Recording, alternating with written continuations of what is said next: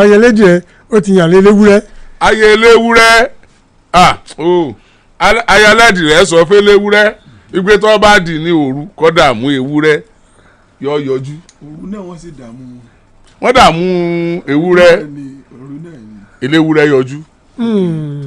wọ́n pe eléwúrẹ́. ẹ gẹ́tẹ̀. eléyìí ò gbọ́ kẹ́ni. gbówé. yorùbá yẹn ti. mọ̀ ń bọ̀.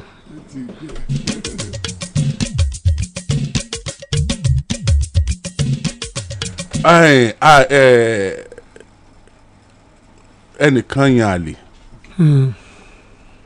aládìẹ ni ọkọ̀ọ̀kọ̀ yan lálẹ́ eléwúrẹ́ ọyàn aládìẹ lálẹ́ ìyàwó aládìẹ wa sọ fún eléwúrẹ́ pé tó bá ti di òru o tó bá ti wá ó náà wọ́n pa ọkọ rẹ̀ ó ní bó ṣe lè rọ́kọ̀ ọ̀hún pa ni pé tó bá ti dòru mọ́ ẹ̀ dààmú adìẹ ọ̀hún yóò yọjú tó bá ti yọjú ẹ̀ pa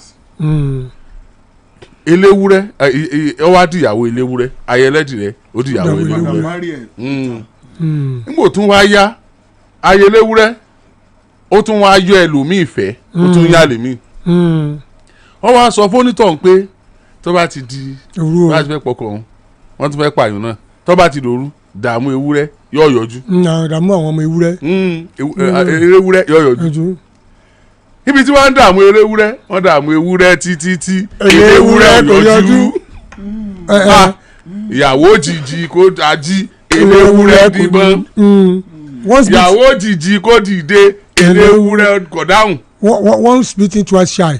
ìyàwó eléwúrẹ́ wa sọ pé wọ́n dààmú ewúrẹ́ rẹ eléwúrẹ́ wa ní ṣékú tó pa á lẹ́ẹ̀dì rẹ só gbọ́dọ̀ tún pé eléwúrẹ́. òun tètè gbọ́n ó já sí ó já sí iṣẹ́ pé mẹ́tọ̀ tán fi pa tó ń fi pa ìyàwó lóru mẹ́tọ̀ dẹ́ fún ẹ mọ̀ ọ́n tinú mọ́ bí jù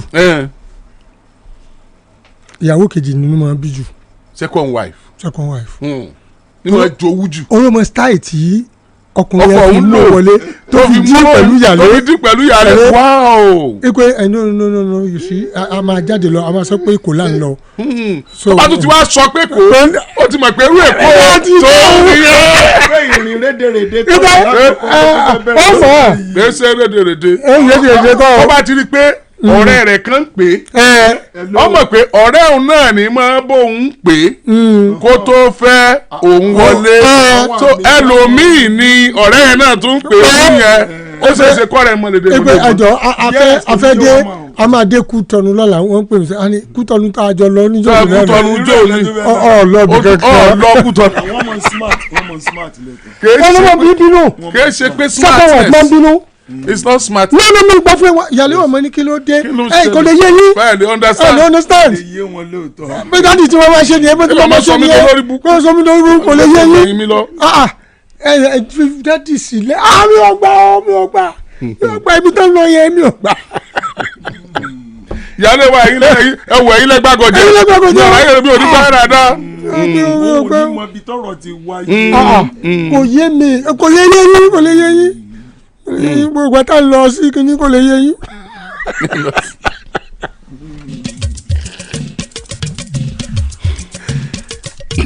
ìròyìn yàjóyàjó tó tẹ̀ wá lọ́wọ́ nílùú Ìbàdàn láàárọ̀ yìí nípínlẹ̀ Ọ̀yọ́. ó tẹ̀ wọ́n lọ́wọ́ kẹ́. ìròyìn yẹn lágbára pọ̀ ó sì bá wa lẹ́jà fún. ìròyìn náà ni pé wọ́n ti yọ Àtíkù kúrò nínú ẹgbẹ́ ADC. kẹ́rin yẹn ni fọ́ wa lórí ṣé Ọ̀yọ́ state ni oyè ti bá yín ṣé mo ní káàdì ADC lọ́wọ́ ni àbí mo ní kíní kan. ìròyìn tó tẹ̀yìn lọ́wọ́ lọ́yọ̀ state wọ́n lu Àtíkù náà wọ́n lọ yọ Àtíkù ẹni wà ló ti lè tẹ̀ lọ́wọ́. kí ni ó kan mi pẹ̀lú ayé Àtíkù. ọ̀gẹ́lódé ó kàn ẹ́ o à ń sọ̀rọ̀ ADC bí o à ń sọ̀rọ̀ PDP bí o à ń sọ̀rọ̀ gbogbo ẹ̀ bí o 2027 election ó wà bí o ṣẹgẹtẹ kò ṣe kó impeach Àtíkù o wọ́n yọ ni o wọ́n impeach Àtíkù wọ́n yọ ni. náà ni ọ̀tọ̀ ní impeachment wọ́n yọ ni. ẹ wo bí ọ̀tọ̀ ní impeachment ẹ deliver day so ọ̀tọ̀ ní ṣé ti gẹ́gẹ́ ẹ̀sìn. ọ̀tọ̀ ni wọ́n yọ ọ̀yàn. ọ̀tọ̀ ni wọ́n yọ ọ̀tọ̀ ni wọ́n fẹ́. ọ̀tọ̀ ni wọ́n delete orúkọ èèyàn. kóòtù ni ó ṣe gbogbo ẹ̀ kóòtù pọ̀ o. no láàárọ̀ yìí kóòtù wà láàárọ̀ yìí náà. kóòtù pọ̀ o. pààrọ̀ ni wọ́n máa gba judgement àwọn ADC. lórí leadership wọn. kóòtù pọ̀ gan. Adamawa ADC chapter suspend Atiku and Babachir Lawal hours to the national convention. bẹ́ẹ̀ni wọ́n ti yọ wọn. ní ilé wọn. bẹ́ẹ̀ni náà. ẹ̀dùn náà wọ́n yọ wọ́n ní Wàsírí Adamawa ní òní. wọ́n tún yọ wọ́n ní ADC báyìí. Adaluku. Ada NDC ló tún kù. ẹ̀dùn náà. ṣé nínú òṣèlú níbo náà ti lè yọ̀yàn tí yíyọ̀yàn ó fẹsẹ̀ múlẹ̀. láti wọ́ọ̀dù ni wọ́n lè yọ wọ́ọ̀dù gan. according to constitution láti wọ́ ṣe pé tòsí òmàlẹ̀ wọ́ọ̀dù ni wọ́n ti yọ lè yọ wọ́ọ̀dù. ẹ tẹ́ bá ti yọ wọ́ọ̀dù. kò sí nǹkan tó fẹ́ ṣe national mọ́ bílẹ̀ ò bá dáa bí ìtàn gbígbẹ́ níta rí. torí nígbà secondus ni mo mọ̀ pé ilé náà ti máa yọ̀yàn. ilé ni. ṣe pé bẹ́ẹ̀ náà wọ́n ti yọ ọ̀nà. náà àwọn òpin olórí gbogbo ẹgbẹ́ PDP wọ́n wá yọ ní wọ́ọ̀dù ẹ̀ ó dẹ̀ wà effective. ṣe pé root nìyẹn tẹ́ bá ti lè gé root láti ó wà lẹ̀. tí ọba ti dá ń lé kò sí dídá lé yẹn yàtọ̀ nínú òṣèlú àmẹ́ni tó dá àmẹ́ni tí ò dá. irọ́ o nínú ayé ọmọ ẹni tó dá ń lé ilé mọ̀ọ́mọ̀ tó dáa ilé mọ̀ọ́mọ̀ tó dáa ìtaná ti lé mọ̀ọ́mọ̀ bóyá ó dáa. títa bá fẹ́ tí ìta ẹlòmíì ò dá ń lé. ó ní bí wọ́n ṣe lè ṣe téèyàn fi ní dá. màá gbọ́ títa ò bá fẹ́ ọ. You see, when the heaven smiles at you, the heart favours you. Tí àwọn ibì kan bá favour èèyàn níbi tó dàbí heaven láyé paradise on earth níbi tí gbogbo orísun ti ń jáde ní gbogbo ibi tí agbára ti ń ṣàn tá máa lè favour ẹ báyìí ṣùgbọ́n wọ́n lè dá lóru o.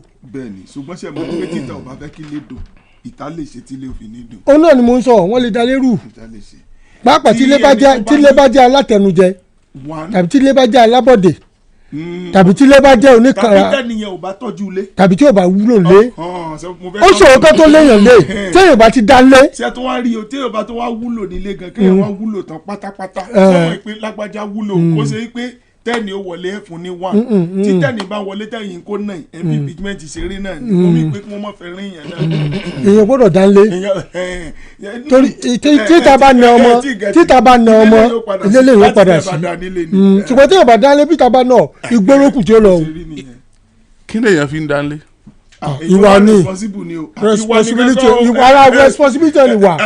ìwà ni o ìwà is all encompassing. owó kọ́ o ìwà ìsọ̀rọ̀ inú ilé yẹn ìgbà tí wọ́n bí ọ síbẹ̀ ò lówó ìgbà tí ẹjọ́ ń lò gbà bọ̀ ò lówó nígbà tó o bá ní náà bó o ṣe mọ ìwà téèyàn bá ní ó jẹ́ kéèyàn lè máa yes ní ó jẹ́ kó o ṣe síbẹ̀. ó mọ̀ pé ìwà ni responsibility ìwà ni fulfilment of obligation ìwà ni. no of course èèyàn lè ní kó mọ̀ fẹ́ fún ìwà ni nítorí àjẹbí pé èèyàn ní ẹnìkan tó lè give mo agree bẹ́ẹ̀ ṣá mo agree. ìwà ni ìwà lè mú ọmọ kó ya kó ti létà. tí ó mọ talẹ̀ kiri no àbí kí ni léwo lèèyàn tó fẹ́ mọ kóta èèyàn lè ta lé talẹ̀ kí ló tún kù ẹkùnrin yẹn dẹ̀ ní mẹ́tẹ̀ẹ̀ta ò ní bá wọn àbí nǹkan. tàtàtà mẹ́tẹ̀ẹ̀ta mama jó bá wa tàtàtà mẹ́tẹ̀ẹ̀ta mama jó bá wa kátàlé kátòkò kátúntà mọ́tò. a lè ta ewo ló fẹ́ tà bẹ́ẹ̀ a lè ta oko. kí ló dé. tómi bá pọ̀ nbẹ̀ ṣe bí tí a dẹ̀. ó dẹ̀ gbé ráìsì bẹ́ẹ̀. ẹ bí o fish pond àbí ẹ gbé ráìsì bẹ́ẹ̀. tómi bá bẹ̀rẹ̀ bó fi ṣàkúrọ̀. ẹ̀fọ́ all season planting. èmi ò kó èpè sí. ó wà fi kọ́lé ó wà filẹ̀ ọ́ ó tòkó ní àpótílétà eléyìí ó tòkó ní tiẹ̀ ní. àpótílétà yóò ta ni. kì í ṣe yẹn nìkan gan kò yé ilẹ̀ fún bẹ̀tẹ̀ pẹ̀ bí tí omi ó tó ta dànù. gbà mélòó. ṣé pé ibi tí omi wà ó lẹ́fù ẹ̀. wà lẹ́fù ẹ̀ tí gbogbo ó dùn gan ọyẹ wa máa rà níye tẹ́ bá fẹ́ rà. láìláìláìlá kan bí kálukú tí ń wo owó yàtọ̀. Ṣàfàdín Abíọ́dún Àlí lọ sí Òkè Ògùn àtògbómọ̀ṣọ́ wọ́n dọ̀bálẹ̀ gbalaja fún àwọn Ògbómọ̀ṣọ́ pé tèmi ni ẹ ṣe. àwọn èèyàn wá ń sọ pé ẹ mọ̀ tí dọ́ba nìbàdàn ó lè ṣe dọ̀bálẹ̀. ok wọ́n dọ̀bálẹ̀. ó ní. ok wọ́n dọ̀bálẹ̀. ok àwọn èèyàn wá ń pé ẹ mọ̀ tí dọ́ba nìbàdàn mo rò pé pé àwọn wá kú òǹbẹ wọ́n ti gbọ́ pé àwọn kan sọ pé ọ̀dọ̀ bá ń bàdàn wọ́n bá tún gba Òkè Ògùn lọ. Òkè Ògùn náà ti wá sọ pé Ṣèyí Mákindé spent 1.5 billion naira state fund on jamboree coronation in Ibadan. 1.5 billion báwo. Pé jamboree ni wọ́n fi owó pé wọ́n ní náà. Dọ́dọ́dọ́ kan mú kọ̀ọ̀kan má bẹ̀ o. Owó yẹn ṣe pàtàkì o. Má bẹ̀ o. Ẹ̀dá kan bí owó láti. Má nà owó kọ́ gbogbo ẹ̀ náà wà mọ̀ pọ̀. Èmi ni mo ṣe proceeding bí ṣé ká gbọ́ nǹkan sọ ni. Níbi tí wọ́n ti lọ ṣe ìbánisọ̀rọ̀ ní ìwádìí díẹ̀ kó tún pílẹ̀ padà ní Òkè Ògùn yẹn èrò pọ̀ débi pé ẹni tí ò lè rìn oníkan gbé òun inú ọ̀lù yẹn kún débi pé kódà àwọn èèyàn ráàyè jókòó ó kún gan àwọn olómìn gan ọ̀tọ̀ ráàyè wálé gbogbo ta ló kún àwọn èèyàn fẹ́ẹ́ lè máa dúró léra wọn lórí ibẹ̀ ni wọ́n ti ń sọ. ṣé àwòrán bẹ̀lẹ̀ ń sọ yìí. ibẹ̀ ni. mo fẹ́ bẹ́ẹ̀ dúró ṣé ẹ mọ̀ nǹkan tó ṣe mo fẹ́ bẹ́ẹ̀ pé ṣé another video ni àbí fídíò eléyìí táwọn wọ́n yìí subhanallah ṣé fídíò eléyìí àbẹ́wò mi lẹ̀ ń kà. kí ló ṣẹlẹ̀. no àyọkún bí o ẹ̀rọ bíi pé prayer group wọn lọ méjì bí mi ààyè ní lẹ́yìn náà abẹ́ ń sọ fídíò mi ẹ̀dá kò yé mi o. jẹ́ ká sọ̀rọ̀ tán. kẹ́ ń jẹ́ ká sọ tán. ǹjẹ́ ká fi report no report sọ pé oníròyìn ni wọ́n tán fún report mi. ok káwa wá sí analysis kẹsà gbé kínní ibẹ̀ báyìí kẹsà gbé bẹ́ẹ̀ báyìí ká máa rí ẹ máa sọ report lọ. ṣé Òkè Ògùn níbí. bẹ́ẹ̀ ni Òkè Ògùn ni. ok níbi tí èrò ti pọ̀ jù. ibi tí èrò ti pọ̀ jù ti dọ̀bálẹ̀ yẹn ti Ògbómọ̀ṣọ́ ni eléyìí ní Òkè Ògùn. Ògbómọ̀ṣọ́ ni eléyìí. ṣùgbọ́n bíi tí ẹ sọ pé èrò ti pọ̀ gan. Òkè Ògùn ni. APC ló lókè Ògùn. no àti ẹ̀mẹ́ntò ní àkànfẹ́ sọ̀rọ̀ lórí ẹ̀ ni. Okay. We don't want to know. Bákan náà ni ìjọba nípínlẹ̀ Ògùn àwọn ẹgbẹ́ òṣèlú APC ti fẹnu kò pé Yáyì ó ní àwọn fọwọ́ sí tí ó díje gómìnà nípínlẹ̀ Ògùn lọ́dún 2027 wọ́n ti fọwọ́ sí. Mo ti ka àròyìn tèmi ọkà tán o ọ̀dọ̀ wọ̀ yín àwọn. níbo ni ká ti bẹ̀rẹ̀ ẹ mú àwọn ibì kan ẹ mú àwọn ibì kan bíi kótó Ògbómọ̀ṣọ́ wọ́n kọ́kọ́ sọ àwọn nǹkan kan. ok ká mú láti. láti ibi tẹ́lẹ̀wúrẹ́ ti fẹ́ pẹ̀lẹ́wúrẹ́. rárá àwọn ọ̀bẹ léwúrẹ́ létà. àwọn ọ̀bẹ léwúrẹ́ àtòrí kọ́ mọ̀ jẹ́ pé eléwúrẹ́ ó padà eléwúrẹ́ ó padà para wọn. nígbà tí ó bá gbèsè ti bọ̀ kò gbọ́dọ̀ ju títí ẹ̀ ń dé yìí lọ.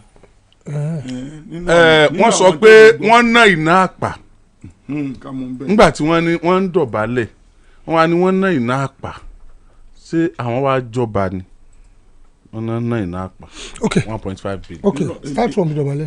sọ́dí ò wà ní ẹja gbọ́. ibi tí mò ń lọ àwọn èèyàn ń sọ pé ọbàdé bàbá wa Abíọ́lá ó wí fún wa ó ní wọn ìfárí lẹ́yìn olórí ẹ̀yin bàbá wa náà sì rí pé wọn ò fìyàn jọba rí wọn àgbé adéléyàn lórí tí ọba sí ń bẹ ó sì yẹ kó hàn sí ohun tí wọn náà ṣe ń jò ní bíbà tí yẹn kàn ń ṣe tíátà ẹlẹ́fẹ́ fún ọ mẹ́ta ẹ̀fẹ́ fún ọ ládé ẹni tágẹ́tì ẹnìkan lè ń lénu wọn o àwọn mẹ́tẹ̀ẹ̀ta wọn wá wá ìdí wá táwọn òfin ní sí ń bẹ̀ ẹ wá tún sọ pé ẹ fẹ́ dá kínní nǹkan ẹ̀sùn sọ́jọ́ mi torí ìnákúnà tẹ́ ẹ fẹ́ ná ẹ wá ní 1.5 billion naira láti ṣe ìranù ìbò wọn gbà. 1.5 billion naira. láti ṣe ìranù. ẹ jẹ́ kí n wo mi kọjá ní mọ̀pọ̀ níjọ́ yẹn mi kọjá ń bẹ̀ bọ́ mo wo 1.5 billion naira that's 1,500 million naira tó bá ṣe pé the entire Ìbàdàn ló fẹ́ jọba tàbí wọ́n fẹ́ fún lóye èló la máa ná èmi ò agree with the way tí a ṣe ń lo resources ó dà ń pé. no ẹ lè agree pẹ̀lú tí wọ́n sọ yẹn bóòtọ́ ni. ẹ jẹ́ kí n mọ́ mu lọ kẹ́rì bẹ́ẹ̀ ṣe àpá àwọn sọ tí wọ́n sìn state government ò tí ì wá láti position tí wọ́n pé iye báyìí. iye táwọn náà ò tó bẹ́ẹ̀ yẹn. ṣùgbọ́n ó dá mi lójú pé àwọn research further láti rí i pé iye tán náà ni. tó bá ṣe kó bá rí bẹ́ẹ̀ pé iye tán náà ni ó rọ ẹ má gbọ́. adéwọ̀n o. adé wọn. mi understand ni. adé wọn o. ṣé wọ́n ṣe ẹ̀hún ni. adéṣẹ̀ǹbáyé. no wọn ta adé wọn kì í ta adéṣẹ̀ǹbáyé. ṣé àwọn ọmọlẹ̀ kí ó gbé wá ni ṣé ọmọ etí mọ́ ọmọlẹ̀ ń gbà ni. wọn jáde mọ́ àgá tí ó Fẹ́mi, you don't understand the way things work in an environment tó fi jẹ́ pé. a fi ná 1.5 billion in case máa gbọ́ Fẹ́mi take it easy now. àbí ó sú mi o. ṣe rí ẹ̀kọ́ Ìbàdàn yàtọ̀ sí ẹ̀kọ́ Òkè Ògùn o ẹ̀kọ́ Òkè Ògùn yóò tíìkì yóò sì wúwo wọ́n lè rà ní 200 naira ẹ̀kọ́ Ìbàdàn tó bá rí ibi tòkè Ògùn 1000 wó ra o ṣé o gbọ́ mi ṣe rí adé sí àṣọṣe o lè fàdé ọba àgùn wé adé tá ń jẹ́ ń bàdàn o fọ́nrán o ibẹ̀ láti kókó ibi tó wù yẹn ti kókó ibẹ̀ ibẹ̀ náà ti kókó irúnmọlẹ̀ ló gbé tiwa wá irúnmọlẹ̀ ló gbé tiwa wá èèyàn kan ló gbé wá. farabalẹ̀ irúnmọlẹ̀ tí a sì ń fọ yìí. irúnmọlẹ̀ tí ń jẹ fried rice. wọ́n gbẹ̀bọ̀ padà. síbẹ̀ yẹn náà. owó wọn ìgbẹ̀bọ̀ ọ̀gbọ́n mi báyìí àti àwọn nǹkan tí wọ́n pèsè. igun gangan ló gbé lọ. igun ni ṣé mo yẹ tí igun gbà. igun ni lọ́nà Kútọ́nù Benin Republic tí wọ́n bá rí gúnnú mọ́tò wọ́n arrest mọ́tò tí ń gbé bọ̀ ẹ rò pé kékeré ni wọ́n sanwó custom wọ́n sanwó immigration wọ́n sanwó road safety wọ́n sanwó ọlọ́pàá wọ́n sanwó road user lórí igun nìkan. tó bá ṣe pé owó tán sọ ìbá tù. mi ò tiẹ̀ ní bẹ́ẹ̀ lórí owó ń tèmi náà. mo sì lè tẹ́ pé owó yẹn but. àwa mẹ́ǹtẹ́ pé owó yẹn ò pọ̀ because ẹ̀ mọ iye tí wọ́n ẹ̀ mọ́ bá sí náà ìkéde wá lórí àwọn rédíò àwọn rédíò gbé láì àwọn tẹlifíṣàn gbé láì channel venue wa decoration wa venue decoration everything wa ẹ bó ṣe rí. mi náà mo mú ní mi ò kọjá. ìgbà tẹ́ ẹ̀ sí bẹ́ẹ̀ ni condemn ẹ̀ tẹ́ ẹ̀ bá sí. how much is 1.5 billion. no jọ mi lójú wúwo 1 billion 500 million. wọ́n wá fọ̀rọ̀ kan kún wọ́n ní wúruwúru or something ni wọ́n ní gbogbo nǹkan tó ṣe. lórí kí náà pèlè. lórí jamboree or something. wọ́n sọ Yorùbá wọ́n Yorùbá ni wọ́n sọ bóyá wúruwúru. bóyá lórí ìranù. wọ́n sà sọ nǹkan. wọ́n sà fẹnu tàbùkù ọjọ́ yẹn. ìtẹ̀mí ìbá wò láàrin yẹn ni pé my distinguished senator ṣe rí àwọn. my lọ́fíìsì. gbogbo wọn ti jẹ́ the distinguished senator. ok ṣe nítorí mo fẹ́ wo nǹkan kan pé gbogbo àwọn tó ń wà lókè bóyá àdìbò yẹn wọn tàbí àwọn appoint wọn a fẹ́ máa kó ẹ̀kọ́ kan lára wọn ò ní bí wọ́n ṣe máa lo ọ̀rọ̀ ó yẹ káwa tá a jẹ́ ẹni tó ń wò wọ́n ti pé àrán wọn níṣẹ́ káwo the way and manner tó fi lo ọ̀rọ̀ so that ọ̀rọ̀ yẹn yóò lè ràn wá náà lọ́wọ́ kò dáa ká bá àwọn ọ̀rọ̀ kan tí mo lérò pé kò dáa látọ̀dọ̀ wọn èmi wò pé ìjọba ìpínlẹ̀ ni ló ṣe the entire thing tí wọ́n ṣe and tó ọlábàyẹ fún ká bu ọlá fún lótìtọ́ nǹkan tó ṣe yẹn ó lè mọ́ tẹ́ wọn lọ́rùn bọ̀ láti lò bẹ́ẹ̀ mo lérò pé kò yẹ kán lóru ọ̀rọ̀ yẹn the worst one lè sọ náà ni pé bóyá jamboree yẹn kan pé but èdè Yorùbá yẹn ó dà pé ó nípọn ju kankan pé ní jamboree lọ ẹ̀ bí pé so èmi wò pé àárín yẹn kò. wọ́n ládé sàyè báyìí ládé ọba àgùn. sá wọ́n ládé ìṣẹ̀báyé. ìṣẹ̀báyé ni kò wọ́n ṣe sáré hun ẹgẹ́ tẹ̀sìn kì í sàwọn tán sáré hun ló jẹ́ ìsọlẹ̀ honourable speaker níbẹ̀ ni.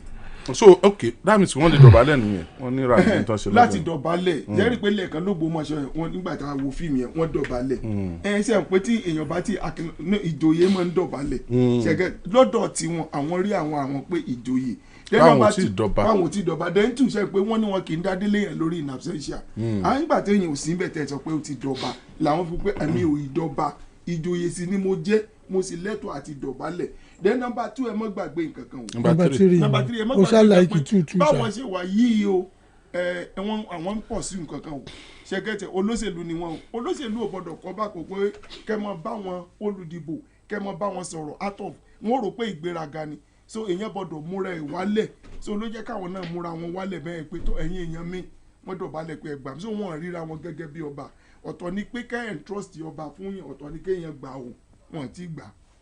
Okay. This is a very nice discussion. Nǹkan tí à ń yẹ̀wò lónìí nǹkan tó dáa ni. Ṣùgbọ́n bí ọmọ bá ti rí ni wọ́n ti máa ń dáná o.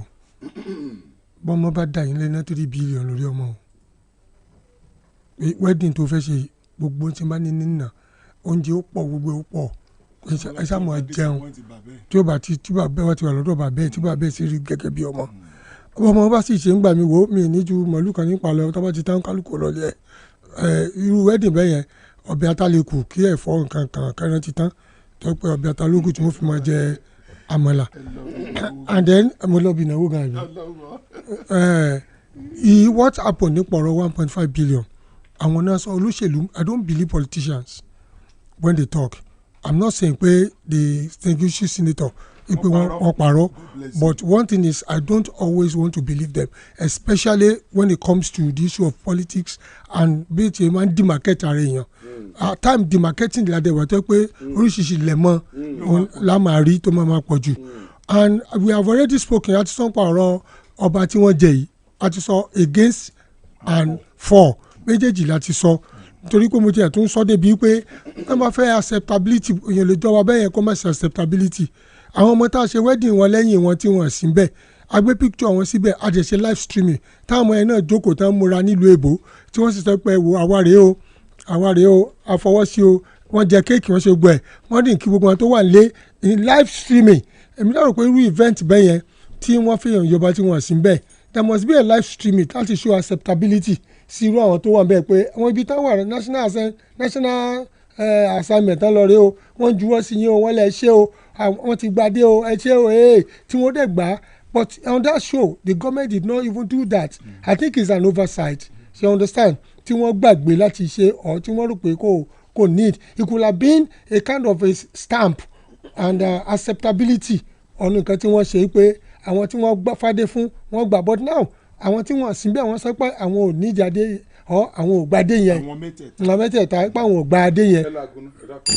gẹ́rẹ́gẹ́ láago 10 àárọ̀ lù láti iléeṣẹ́ rédíò àgídìgbò 88.7 FM Ìbàdàn lọ gba káàdì ìdìbò rẹ.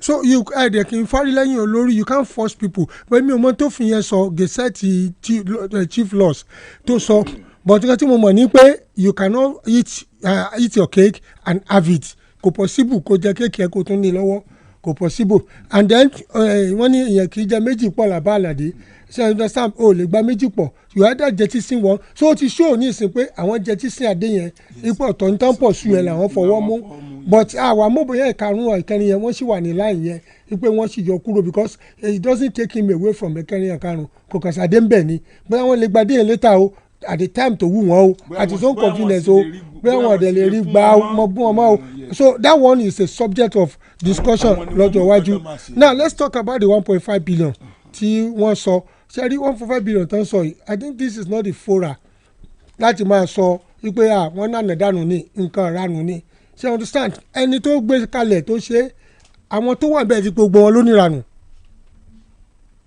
gbogbo àwọn tó present bẹ́ẹ̀ àwọn ọlọ́balọ́ba àwọn tó wà bẹ́ẹ̀ ti pé wọn ló níranù and these are the people tẹ́lẹ̀ fẹ́ kán tẹ̀lé yín gbogbo àwọn tó present ní màpò tí ó kó mọ kà wọ́n ni ọba Ajíbọ́lá wà bẹ́ẹ̀ àwọn gbogbo àwọn balẹ̀ gbogbo àwọn mọ́gàjì gbogbo àwọn ọba aláyé mi wà bẹ́ẹ̀ tán wà bẹ́ẹ̀ àwọn èèyàn tọkùtọkùlú tán invite wà bẹ́ẹ̀ now media wà bẹ́ẹ̀ now when wọ́n ṣe pé jamboree ìranù gbogbo àwọn tó wà bẹ́ẹ̀ lẹ́ ti pè lóní ìranù because it is the government that invited them ẹ lè disagree pé fọwọ́ sí o lè pè lóní ìranù ṣẹ́ni we must be careful on the use of words can lo ṣe understand tá a bá wà ní agbo àwọn èèyàn tó lè bọ́ síta you see that's why jẹ́ gbogbo àwọn tó bá fẹ́ ṣòṣèlú they must learn public speaking bá a ti sọ̀rọ̀ láàrin èrò bá a ti sọ̀rọ̀ láwùjọ bá a ti sọ̀rọ̀ ní ibi tí a bá wà ó jẹ́ ṣẹ́rí ẹgbàgbé ọ̀tanú òṣèlú ẹgbàgbé gbogbo ẹ̀ ọ̀tọ̀ ní bẹ́yẹn ti sọ ilé sọ̀rọ̀ kò kó báyàn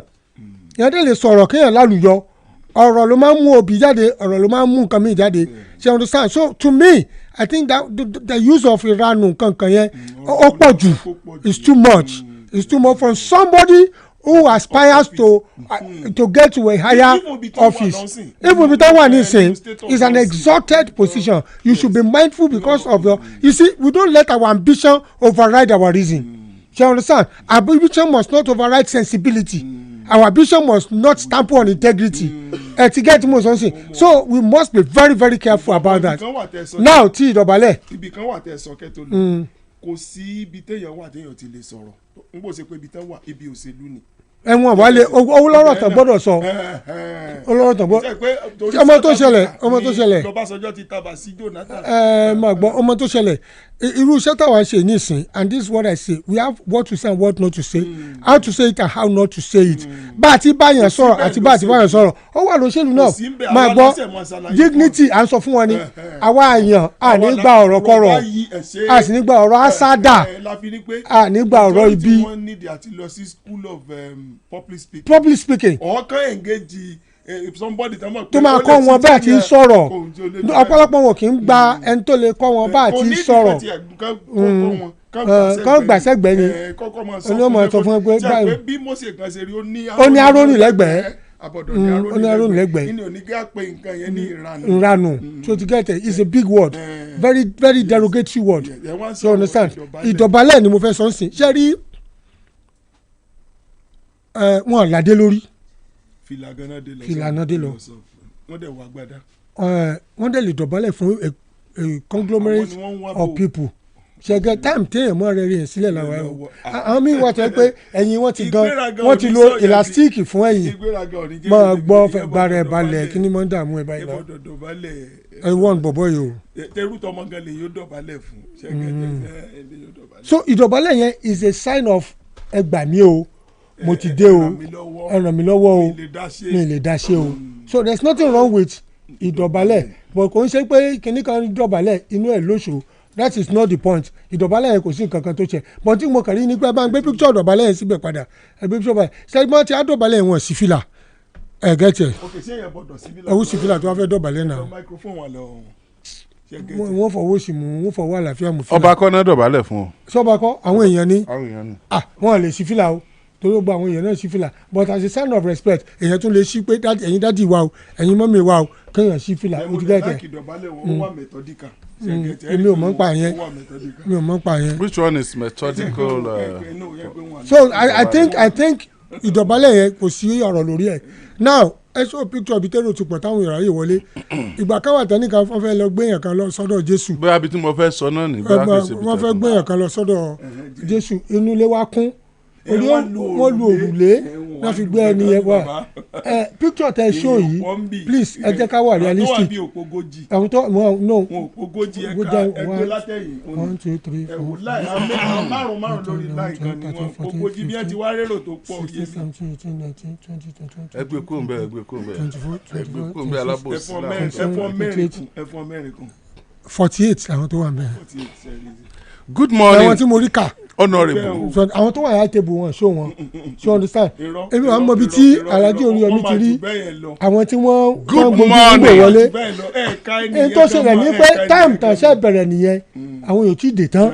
good morning honourable speaker. àwọn leaders ni wọ́n jókòó yẹn ìgbà míì wọ́n bá ń bá leaders sọ̀rọ̀ tó pé àwọn ni wọ́n ràn sáwọn stakeholders nìyẹn so to understand ó yẹ káwọn yẹn wá understand. náà ó tún kú kí ní wá ká ẹnìyẹn gan mọ́.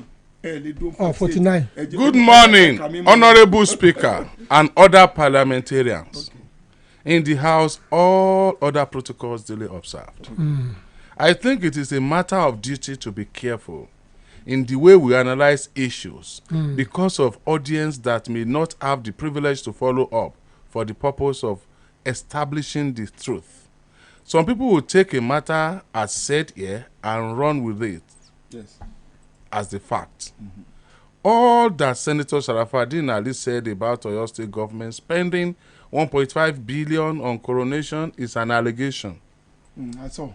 It has not been confirmed. Allegation. We are waiting for the state government. Analyzing it as 1.5 billion yẹn o. Okay.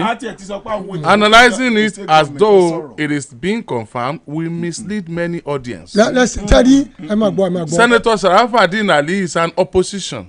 And has more than 10,000 reasons to exaggerate the figures to tarnish the government in power and pave way for its emergence. Ẹkú iṣẹ́ takuntakun SARS. Ẹni tó sọ̀rọ̀ pé the way we analyse ẹ̀ lè mislead we are only nísìnyí náà wàá tún padà ó wàá sọ wípé money right láti exaggerate I'm not even saying whether wọ́n exaggerate wọ́n exaggerate ṣe understand tí mo sọ but there are certain things tó yẹ pé it's not meant for public consumption. Nǹkan kan wà tí ó wà meant for public consumption. The issue of tí a bá ní ká máa ṣídìí everybody wò àárò ní kókó àrò ní gẹ́gẹ́ o bàbá tẹjúmọ́ gbẹ̀gìrì jù yóò jọ̀gá ọmọdé. yóò jọ̀gá so I think we should take cause àti mo sọ pa public speaking nítorí tá a fẹ́ ṣe understand káde máa destroy anything that we have on our way ṣe get anything. Somebody said Olúbàdàn sent a representative and staff of office were presented omi pọ onírànù ni as well. onírànù ní àwọn ọgbẹ́ tó wọ́n bẹ̀ mo sọ̀nà àwọn èèyàn kànjàkàn tó wọ́n bẹ̀ ẹ ti pọ̀ lónírànù ṣẹ́rí owó tán náà yẹn. Olúbàdàn shouldn't have sent any representative if it's not consented. bẹ́ẹ̀ni ẹ máa gbọ́. it's not hun. ẹ máa gbọ́. because ẹni ẹ fi ṣe Olúbàdàn jẹ́ ni pé Olúbàdàn ní ká sọ pé. nígbà táwọn gan wọn. yes tí wọ́n rẹ̀ lọ bìkan tàbí tó ṣojú mi o ti wà bẹ́ẹ̀ nìyẹn náà. okay because whatever ti ń bá sọ àǹdẹ̀ tó bá dẹ̀ sọ̀rọ̀ o gbọ́dọ̀ sọ̀rọ̀ tiẹ̀ Olúbàdàn ní kí yín o wọ́n ní sọ fún yín pé báyìí ni o torí ìwọ kọ́ ló fẹ́ fi jẹ́ ara rẹ jẹ́ o wá represent èèyàn ni so to understand tí mo sọ so you see you have to understand one thing mo lè rán Fẹ́mi kó lọ ṣàṣojú mi bí kan torí ìsọnù o. yeah of course. ṣe gẹ́tẹ̀ pé. that means pé you are not in total support of that. mi sọ bẹ́ẹ̀ mo lè rẹ́ ẹ lọ kó represent mi bí kan torí ìsọnù. ẹ lè mọ ẹ jẹ́ ká wo fíìmù díẹ̀ torí pé mo lè rẹ́ ẹ lọ torí ìsọnù mo lè rẹ́ ẹ lọ o mo lè rẹ́ ẹ lọ torí inú mi dùn mo lè rẹ́ ẹ lọ láti fi iṣẹ́ mi jẹ́. tí n bá sọ̀rọ̀ kankan tẹ́ ẹ bá fọ̀rọ̀ sí mi lẹ́nu. o ní sọ. ràn mí náà nù ẹ kàn ní jókòó nù. ó sọ̀rọ̀ nípa mi. wọ́n sọ nǹkan kan. wọ́n sọ lọ́hùn wọ́n dẹ̀ tún sọ débi pé gbogbo tán ṣe ni wọ́n fara mọ́. wọ́n sọ bẹ́ẹ̀. ṣé wàá rí ibi tá à ń lọ yìí. kí ló ṣẹlẹ̀ ń bẹ̀. ẹ jẹ́ àjọ dìbò ká tó lọ. bó o ní. ẹ jẹ́ àjọ ṣé a ṣe jẹ́jẹ́ àbí. ẹ níbo èmi nìkan mo níbo speaker ìdìbò ní house. òótọ́ ni. tí house bá ṣe tán tán rí yanjú speaker wọn. àwa ti rí yanjú a rí yanjú ìsọnù kò ní bá sọnù dé àwọn ọ̀rọ̀ kan wà tí ó jáde kò lè bá sọnù dé ṣùgbọ́n ṣe pé àwọn tọrọ gbọ́dọ̀ jáde lábẹ́ nǹkan kájọ fojú sùnùkùn wò àjọ òbí tá gbẹrù yẹn kàmí tí ìmọ̀ tán fẹ́ sọ o. ṣẹ́rí àwọn wọ́n fẹ́ wo àpàtẹ́nu jẹ́wọ́. ẹ̀sà ṣẹ́rí in Christendom àwọn evangelists wọ́n lè wá káfẹ́nu ba ìjọ jẹ́. pásítọ̀ ni ó tún ṣe. olólùṣọ́àgùtàn o. àwọn lè pe náà sọ̀kalẹ̀. wọ́n lè dé kán ní orí ẹrí elébo ti ṣe pásítọ̀ ni ó sọ fún ọmọ àgùn pé ẹ mọ̀ wọ̀rí á tún orí ṣe á sì mọ̀ bá ti ṣe olùṣọ́àgùtàn náà o ṣẹ́gẹ́tẹ̀ evangelist lélẹ̀. ní ìjẹta olùṣọ́àgùtàn lèmi. a sọ̀rọ̀ Ayọ̀délé Fáyọ̀sé Òṣòkòmọ́lẹ̀ gómìnà tẹ́lẹ̀ nípìnlẹ̀ Èkìtì bẹ́ẹ̀ ni. tó sọ̀rọ̀ ó sọ àwọn ọ̀rọ̀ tó sọ pọ̀. wípé. jẹ́ ká sọ̀rọ̀ tán èmi rántí ni o. jẹ́ ká sọ̀rọ̀ àìpé àtọ́jú ẹlẹ́dẹ̀ ètò ṣẹ̀ṣẹ̀ sọ yìí là ń sọ kí ló ṣẹ̀ṣẹ̀ sọ ná. o mọ̀ ń tiẹ̀ ẹ sọ̀rọ̀ jèrè. ó ní Ṣèyí Mákindé fẹ́ yọ Olúbàdàn kúrò. àwọn sọ yẹn jẹta. wípé wọ́n ti fún kọmíṣánná fún ọ̀rọ̀ lọ́balọ́ba àtijọba àbílẹ̀ ní instruction láti fún Olúbàdàn ní query pé why tí wọn ò wá síbi ìfinijoyè yìí tán yàn wá. a ti sọ yẹn. pé lẹ́yìn tí wọ́n bá wá dáhùn query tán wọ́n wá bẹ̀rẹ̀ ìgbésẹ̀ lórí bí wọ́n ṣe pé kí wọ́n lọ rọ́ọ̀kún léná gẹ́gẹ́ bí ọba aládé nípínlẹ̀ Ọ̀yọ́. àwa nírọ́ ni kò jẹ́jẹ́ bẹ́ẹ̀ ibi láti sọ. ẹ̀yin tẹ́ ń gbọ́ wa lórí rédíò tẹ́ bá ní access sí information táwa ò ní. fóònù yín ṣé mo ti ní ẹgbẹ́ ni rálá tí ara yín ẹ máa fi balẹ̀ tí ẹ bá ní access sí fóònù yín ẹ lọ mú ẹ wá join Àgídìgbò live Àbóríyọmí Hamzat live. ẹ bá a sọ bí ibi tí wọ́n join yẹn. lórí Facebook àbí lórí YouTube àbí lórí TikTok. So ibi tí wọ́n ti lè rí pọ̀. ibi tí wọ́n ti lè rí bá a ṣe wà yes because láì jẹ́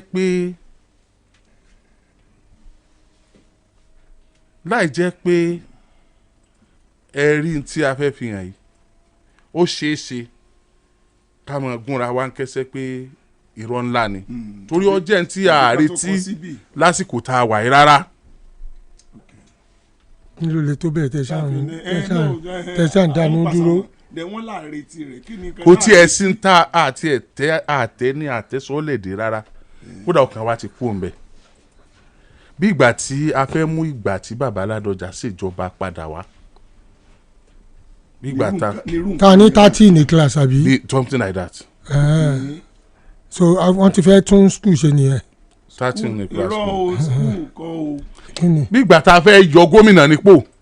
tí wọ́n yìnbọn ní secretariat ń gbà yẹn. láàrin òru lónìí àwọn tọ́gì ló wà níta ń gbà yẹn. ìròyìn kan bẹ́ẹ̀ ta láàrin òru. ó sọ pé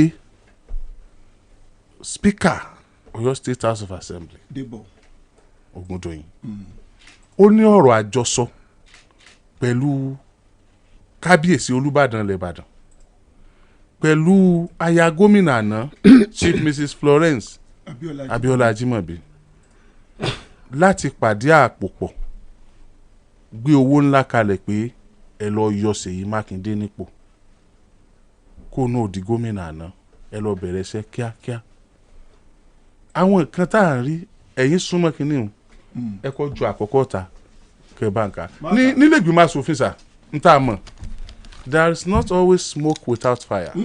Definitely.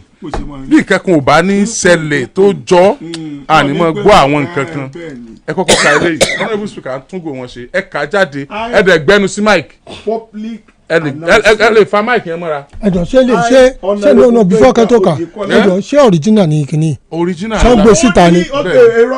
mo ń bọ̀. èmi mo ṣe mistake logo Ọ̀yọ́ state ni. ẹ ó lè jẹ́ fake o. this is one of the letterhead paper of one of the honourable members. ọkọ̀ orúkọ ara ẹ̀ síbẹ̀ Gbénga Oyèkọ́lá láti Ọ̀yọ́ Àtìbà ló ń sojú. I honourable Gbénga Oyèkọ́lá chief whip of the Ọ̀yọ́ State House of Assembly and member representing Atiba State constituency hereby issue this public statement following the meeting held today by members of the Ọ̀yọ́ State House of Assembly at the Governor's house.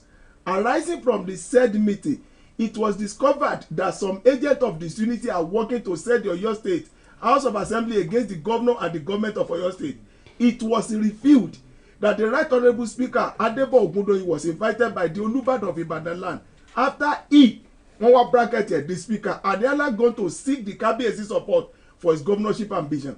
According to the speaker, the Olúbàdàn advised him and offered to secure the House of Representatives ticket for him under the APC, along with the necessary funds to prosecute the election. The speaker stated that he declined the offer. The speaker further disclosed that he was again invited by the former First Lady of Oyo State, Chief Mrs. Florence Ajimobi, on the same subject matter. He said he was offered money but declined and did not collect anything from them. I, Honourable Gbénga Oyèkọ́lá, hereby completely disassociate myself from any arrangement or activity that has the potential to disturb the peace of Oyo State. I was never invited, never consulted. I was not part of any such meetings or arrangements. I cannot and will not be disloyal to my boss, His Excellency Engineer Ṣèyí Mákindé. I reaffirm my unwavering loyalty and support for Governor Ṣèyí Mákindé, his government and his party. I remain firmly committed to the peace, unity and continued progress of Oyo State. I fought for peace in Oyo State at all times. Ọmọ ọkọ ni mí, èmi kì í ṣe ọmọ àlè Oyo State. Wọ́n kọ́ tiẹ̀ wọ́n á fi dúdú ni wọ́n fi gbé láàrin. Signed, Honourable Gbénga Oyèkọ́lá, Chief Whip, Oyo State House of Assembly, member representing Atiba State constituency. Àkọ́kọ́ nìyẹn, ó tún kù. Àwa mú kọ̀ọ̀kan bí.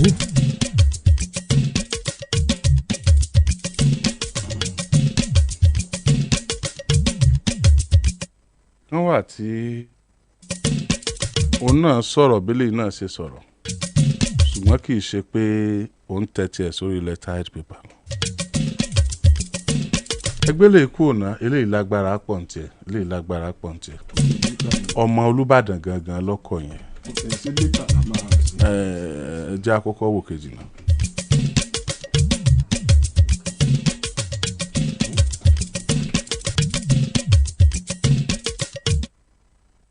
ṣé gbé sójú screen ẹ̀ka gbogbo bá a ṣe ń ṣe yìí ojú fẹ́mi Balọ́lá àti pásítọ̀ ni ẹ máa ṣó ẹ̀fẹ̀ mi lẹ̀ ṣé ẹ lè gbé ni. orí wọn ò pa lásánfà. wọ́n mọ̀ ṣe. iṣẹ́ tí wọ́n kọ́ mọ́ lórí wọn. Honourable Speaker. Yeah. Kọ́ mi fẹ́mi Balọ́lá. bàbá mẹ́ta àkọ́kọ́ yẹn lè díẹ̀ Gbénga Oyèkọ́lá tí ò bá jẹ́ second time a jẹ́ third time tí wọ́n ti wá síbẹ̀ yẹn ní Atiba state constituency ni wọ́n ti ń wá Ọ̀yọ́ ni wọ́n ti wá náà represent lẹ́tà tán kọ yẹn ṣé ò wípé tí ò bá sí nǹkan kan irú lẹ́tà yẹn ò lè jáde ó fi hàn wípé àwọn ọwọ́ kan wà tó ń lọ lábẹ́nú. ọ̀dà wípé ẹ kọ́kọ́ fi kejì yẹn lẹ̀ ká kú parí ẹ̀ papọ̀ èmi ò ní táìmì ìfẹ́ pẹ́ lórí ọ̀rọ̀ yìí rárá. abọ́dọ̀ pẹ́ kì í sọ̀rọ̀ táwọn gbàgbé ń gbàgbọ́ tí. no Ọ̀yọ́ state leléyìí o abọ́dọ̀ yanjú ẹ̀ kódà. is it material this letter ẹ̀ka. wọ́n ní post Ṣọlá Ládọjà replying to Tijani 011 and Gbénga Oyèkọ́lá 1 I was the one who took Debo Ogundoyin to Kábíyèsí my father okay ọ̀rẹ́ ni wọ́n mo ti rántí because he begged me to. Dear Chief Whip, you have just been used as a tool by coward and liar. I will release receipt if Debo doesn't do the right thing, all because of his service ambition to be governor. Nǹkan lọ lọ́yọ̀ state o. I will release what? Ó kàn sọ náà ni ó ṣe I will release receipt yẹn tó mi bí reply kan tí honourable Debo Ogundoyin. No. Receipt you don't know what you are saying. Receipt you don't know receipt. Receipt go with money. Every receipt tó bá ti gbọ́ receipt is a proof of purchase or proof of transaction only receipt. ẹ dúró ẹ jẹ́ àṣẹ báyìí connotative or denotative meaning. Receipt means something. Why do you take it to connotative? Okay. Why not denotative? Okay. I will release receipt if Debo doesn't do the right thing, all because of his service ambition to be governor. Sharing tí mo mọ̀ ni mi mọ ẹni yìí rí ṣùgbọ́n mo mọ̀ yìí pé ọmọ kábíyèsí kan wà tó jẹ́ ọ̀rẹ́ kan tó wà bí ni kò di wọ́n sọ pé o mọ̀ mo gbé láti ilẹ̀ ni tó jẹ́ ọ̀rẹ́. Listen, I was the one who took Debo Ogundoyin to Kábíyèsí my father. So o ti sọ already kò ní kò go to because he begged me to. From the beginning, Pastor. Dear Chief Whip, you have just been used as a tool by coward and liar. By a coward and liar. I will release receipts if Debo doesn't do the right thing. So now àwọn ọ̀rọ̀ kan ti kókó ń bẹ̀ yẹn coward and liar you have been used as a tools ta ló lo Oyèkọ́lá as a tools. You understand? That who is coward? Who is liar? What are we going to release?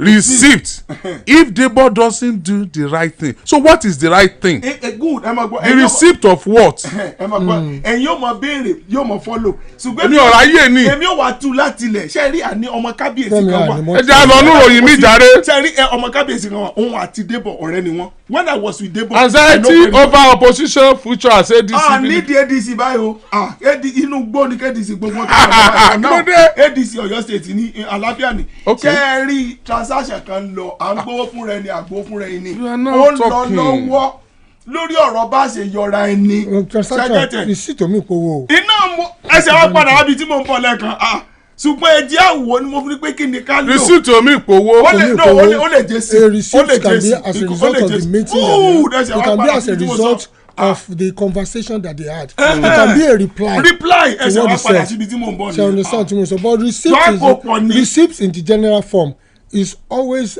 a proof of purchase nígbà mi or proof of transaction. So máa gbọ́. ẹ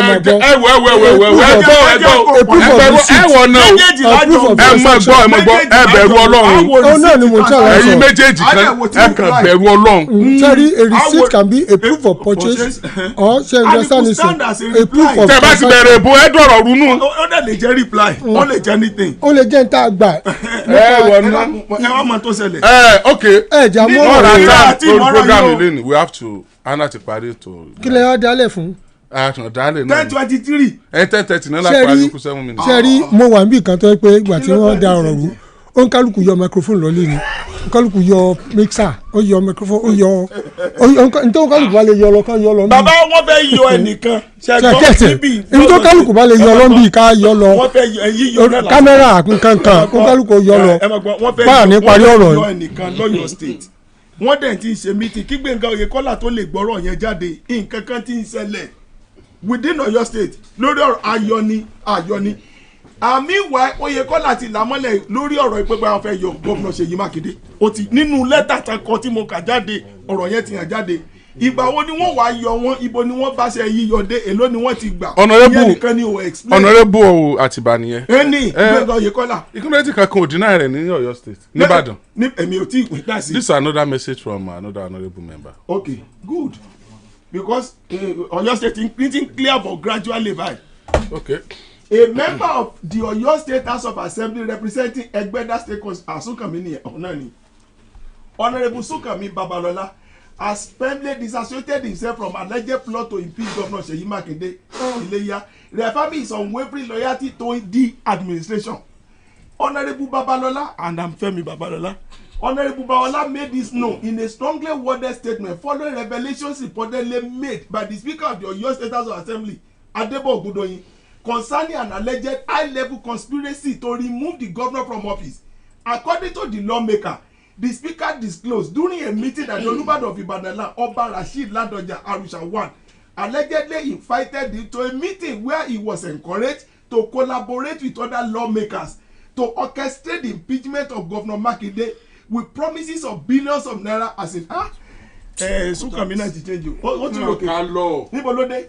Impeachment process reacting to this development Honourable Babalola categorically distanced himself from the purported scheme emphasizing that he was neither part of he was never part of okay now. Yes, no, in the support of any move to destabilize the current administration. To destabilize any where am I? Support initiating him at advancing the welfare of the Honourable Babalola concluded by reaffirming his unflinching loyalty to Governor Makinde, stressing that he will continue to support policies and initiatives aimed at advancing the welfare of the people of the state. Ogundoyin said it is Babaladoja that said they should do it. Now let me just say this. I was never involved. Oyo lawmaker Honourable Abiodun Babalola Abiodun PhD distances self from alleged plot. Backs Seyi Makinde. I Honourable Dr. Babalola Abiodun representing Ibadan North East constituency 1 of Oyo State. Ó ti sọ already backed by ó ti summarize gbogbo tó wà ńbẹ̀ yẹn. Was never invited. Hereby unequivocally dissociate myself from any arrangement or activity that could potentially destroy the peace of Oyo State.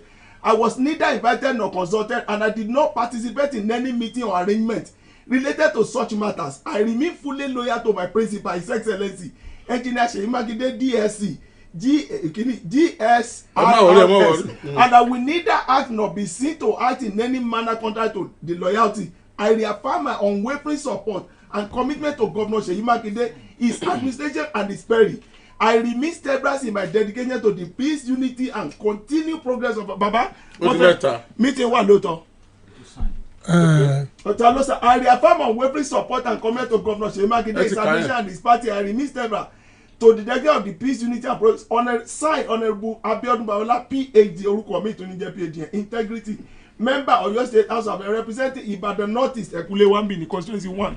It's all right. Now let me just quickly say one or two things. Ẹ má worry, yóò di 11 ká tó lọ. Okay. Yeah, let me say one or two things. Ẹ tó ṣe one or two things. Sherry. Ẹ kàn play one or two jingles. Okay.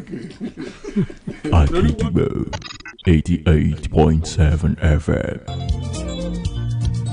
APC ẹgbẹ́ olóríire All Progressive Congress lórúkọ ẹgbẹ́ wa.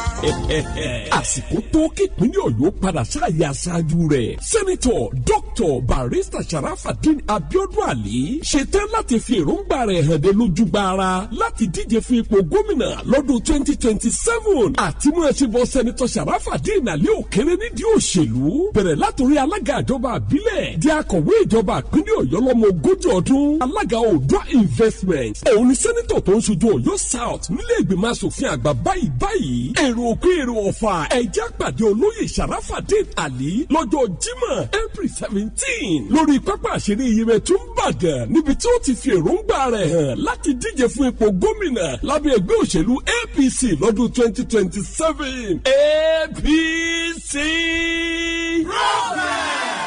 àti ṣetán gbogbo ẹgbẹ́ ẹlẹ́jà o gbogbo ẹgbẹ́ ẹlẹ́jà. Association of Smoking and Flushing Feed Seller of Nigeria ẹgbẹ́ ẹlẹ́jà ìṣọ̀kan ní tiwa. gbogbo ẹgbẹ́ ẹlẹ́jà Ìbàdàn gbogbo ẹgbẹ́ ẹlẹ́jà Ògbómọ̀ṣọ́ gbogbo ẹgbẹ́ ẹlẹ́jà Ọ̀yọ́ gbogbo ẹgbẹ́ ẹlẹ́jà Òkè Ògùn gbogbo ẹgbẹ́ ẹlẹ́jà Ìbàràpá. èrèjà ìjẹjà ìtẹ̀jà fowó ẹja tọmọ kó lè sun rere káyéjà. èrìnwó mi kọ̀wọ́jà ìyànsípò àtìgbàwé ẹ̀rí olórí kọ̀ọ̀kan ní gbogbo sóònù pátájákèjádò ìpínlẹ̀ Ọ̀yọ́ fún àkójáde ayẹyẹ ọdún ẹgbẹ́ wa tọdún yóò tún sàrọ̀ ọ̀tọ̀ níbi tá a ti máa fún gbogbo olórí ní sóònù kọ̀ọ̀kan ní wẹ́ẹ̀rí ìyànsípò. wọ́n wá ń jẹ́ kó di mímọ̀ pé gbogbo olórí tí ò bá ti darapọ̀ mọ́ sóònù ẹ̀ kó tètè darapọ̀. lábẹ́ alága wa Mrs. Alimat Àjọkẹ́ Ọláyíwọlá àti gbogbo ògbìmọ̀ wọn lápapọ̀. April 16 làjọ̀dún ò wáyé ọjọ́ Àlàmísì ní gbagba gbọ̀ngàn la mọ̀ kó lè bàdà. aago 10 àárọ̀ lè tó bẹ̀rẹ̀. níbi tá a ti máa gbàlejò àwọn èèyàn pàtàkì. olórin wọjọ́ náà Salawudeen Aliu Akínyẹmí Ajíjọlá olórin Alhaj Dr. Abdulrahman Oriyomi Hamzat aláṣẹ ìkànnì Àgídìgbò sì máa gba gbogbo èèyàn lálejò. ẹlẹ́jà yíyan dídì àtẹlẹ́jà tútù gbogbo ẹgbẹ́ ẹlẹ́jà. ilé ńlá gbọ̀ngàn kan tí ó gbàlejò gbogbo ìṣe gbogbo ìwà gbogbo ẹ̀bùn mọ́kàn àtàkùn ní mara gbogbo wọn ó di wọ̀ nínú ilé kan tá a pè ní ilé ńlá kó tó dásìkò yìí láti máa ń ráwọn ìṣẹ̀lẹ̀ tó tọ́ tó lóyìnbó ń pè ní reality show ṣùgbọ́n tí kò sí kankan tó jáde lédè Yorùbá ìdí ni báwọn ọ̀jọ̀gbọ́n ṣe wòye bó ṣe ń lọ ṣe àgbékalẹ̀ ilé yìí tá a pè ní ilé ńlá ọ̀pọ̀ ni òmò pò ń lẹ́bùn kan àbó míì tó lè sọ di gbajúgbajà láwùjọ ó dìgbà tó bá darapọ̀ mọ́ wọn nínú ilé ńlá ǹjẹ́ o lè bá jòjì gbé nínú ilé kan fódìdí ọjọ́ kan láìsí gbọ́n mi sí omi òtó ète wo lẹ́nìkan fi lè lé ọ jáde nínú ilé ńlá tí ó fi wá kó èèyàn mẹ́ta péré tí ó yàn yọ ipò kẹta ó gba 5 million naira ipò kejì ó gba 10 million naira nígbà tí ipò kìíní ó gba 25 million naira tí ó sì tún gba contract sinimá mẹ́ta tó o bá fẹ́ kópa nínú ilé ńlá 1,500 naira péré lówó fọ́ọ̀mù kàn sí wẹ́bsáìtì www.ilenlashow.com o tún lè pe nọ́mbà yìí fẹ́kùnrẹ́rẹ́ àlàyé 0916-961-8449 ilé ńlá ilé àkómọjọ tòfin tí ó fààyè gbàgbàkúgbà.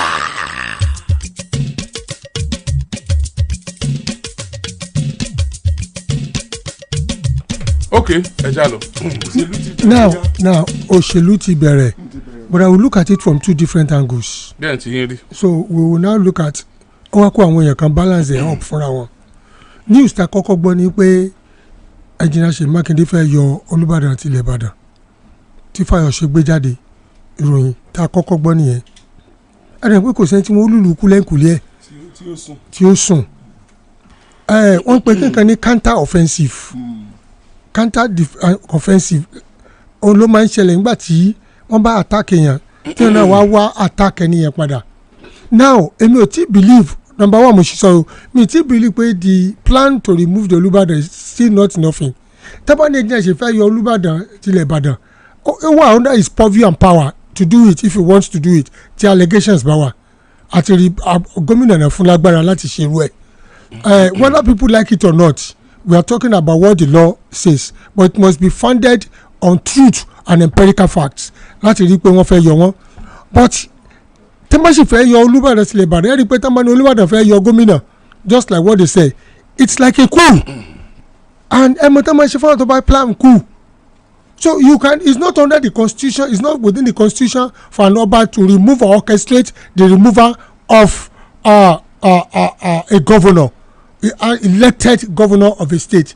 So when that happens, we plot láti yọ Olúbàdàn ṣì continue because if most of these things táwọn èèyàn sọ yìí tó bá jẹ́ pé it was orchestrated tàbí kó jẹ́ pé kò true tó jẹ́ pé force ní gbogbo ẹ̀ against the Olúbàdàn ó ń pè wọ́n mọ̀ fẹ́ yọ Olúbàdàn because they can remove the Olúbàdàn or they can wọ́n lè wá ẹ̀sùn sí wọn lẹ́sẹ̀ wípé wọ́n fẹ́ yọ gómìnà wọ́n plan wọ́n fẹ́ ṣe coup ọ̀nà fi di pé wọ́n yọ wọ́n it could happen and it has happened in the past during the time of Awolowo and the Aláàfin then tí wọ́n rí pé he is in the opposition and he is working against the interest of the party he was removed by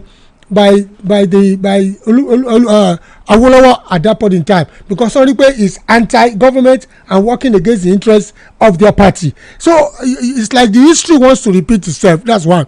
number 2 ó ní wípé if it is true that wọ́n fẹ́ yọ engineer Ṣèyí Mákindé it could be a kind of retaliation from the fact pé Olúbàdàn náà orí pọ́n fẹ́ yọ àwọn náà dẹ́ co-opt some people pé look kò ṣeé ṣe kàkàkílẹ̀ òkú ilẹ̀ ó yà ṣe kíni ilẹ̀ ó yà ṣá ni so it could be that's another school of thought it could be pé àwọn náà wò pé look this I have to be counter offensive wípé what is this man talking about forgetting that he is a governor of the state now the third school of thought only wípé by and large gbogbo tó ṣe wà lẹ́mọ̀ọ́ nǹkan kan fẹ́ cause disruption lọ́yọ̀ state that's the third school of thought pé wọ́n fẹ́ dabaru gbogbo peace Ọ̀yọ́ especially Ìbàdàn àwọn fẹ́ dabaru peace Ìbàdàn so mo ń bọ̀ especially Ìbàdàn no mo ní especially ní máa gbọ́ governor of Ọ̀yọ́ state ni o Olúbàdàn of Ìbàdàn land ni farabalẹ̀ fẹ́ ní governor of Ọ̀yọ́ state ni na governor of Ọ̀yọ́ state ni Ṣèyí Mákindé